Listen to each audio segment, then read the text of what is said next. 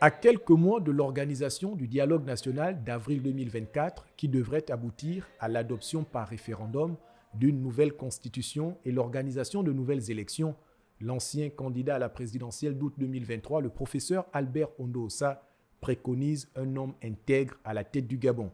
Le mouvement de redressement national. Nous sommes toujours sur le redressement de ce pays.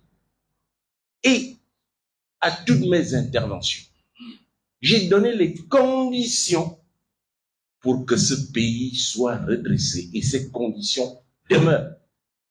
Ne pourra redresser ce pays que celui qui présentera de ses deux mains n'avoir jamais tué, n'avoir jamais volé. Entre 1981 et 1990, la population gabonaise a été excédée par le Parti démocratique gabonais, parti unique, parti-État. Le mouvement de redressement national, le Morena, parti politique d'opposition, clandestin à l'époque, mis en place par des leaders charismatiques tels que Simon Oyonaba, Jean-Baptiste Obiang-Etougué, Barthélemy Moubamba Nziengi ou encore Luc Bongonossi, pour ne citer que cela, organise une marche dite de la gare routière, exacerbée par la grève des étudiants de l'université Omar Bongo en 1990, ce qui oblige le président Omar Bongo à accepter la tenue de la conférence nationale de mars-avril de la même année.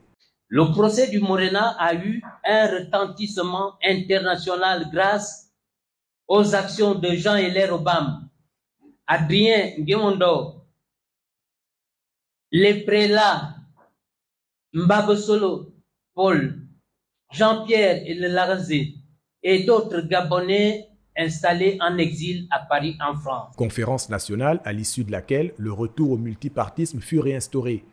La première élection démocratique, organisée en 1993, voit la victoire controversée du président Bongo face à son rival, le père Paul Mbabesolo. Je ne veux pas dire que les prisonniers politiques du Morena ont été libérés grâce à lui, mais il y a contribué à son niveau. Autre proposition, la mise en place d'une commission vérité, restauration et réconciliation. Une contribution qui cadre avec l'objectif du retour de la confiance et la stabilité politique annoncée par le gouvernement de transition.